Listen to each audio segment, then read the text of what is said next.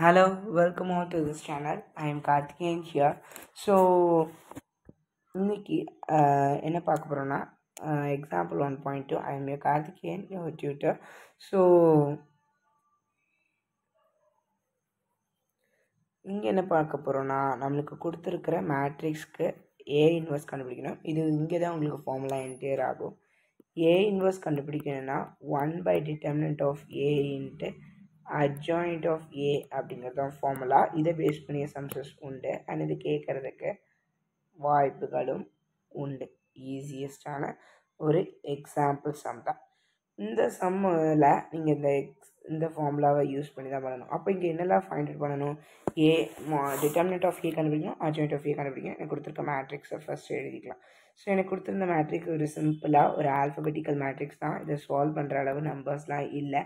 ABCD அப்படின்னு கொடுத்துருந்தாங்க. So இந்த டிட்டர்மினன்ட் கிடச்ச டிட்டர்மினண்ட்டை அப்படியே வச்சுக்கலாம். Determinant of A is equal to AD minus BC and adjoint of A 2x2 மேட்ரிக்ஸ்க்கு எப்படி எழுதணும் அப்படிங்கிறத நான் பேக் டு பேசிக்ஸாக சொல்லியிருந்தேன். ஸோ எப்படின்னா டியையும் ஏவையும் மாற்றணும் அண்ட் இதோடைய சைனை மாற்றணும் அப்படின்ட்டு கரெக்டாக இந்த மாதிரி தான் எழுதுகிறோம். இப்போ ஏ இன்வர்ஸில் சப்ஸ்டியூட் பண்ணுங்கள். டிட்டர்மினன்ட் ஆஃப் ஏ நான் என்ன கண்டுபிடிச்சி வச்சுருக்கேன்?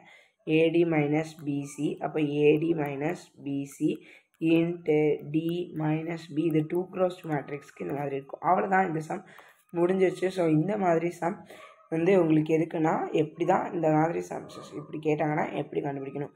ஸோ ஏன் இங்கே வந்து நான் சிங்குலர் அப்படின்னு கேட்டிருக்காங்கன்னா நான் சிங்குலர் மேட்ரிக்ஸ்க்கு மட்டும்தான் உங்களுக்கு ஏ இன்வர்ஸ் என்ன ஆகும்? எக்ஸிஸ்ட் ஆகும். சிங்குலர் மேட்ரிக்ஸ்க்கு எக்ஸிஸ்ட் ஆகாது. ஸோ சிங்குலர் மேட்ரிக்ஸ்னால் என்ன, நான் சிங்குலர் மேட்ரிக்ஸ்னால் என்ன அப்படிங்கிறத நான் ஆல்ரெடி சொல்லியிருக்கேன் கான்செப்டில். ஸோ அது உங்களுக்கு தெரிஞ்சிருச்சுன்னா கண்டிப்பாக கமெண்ட் பண்ணுங்கள் என்ன டிஃப்ரென்ஸ் உங்கள் ரெண்டு பேருக்கு ஒன்று. தேங்க்யூ.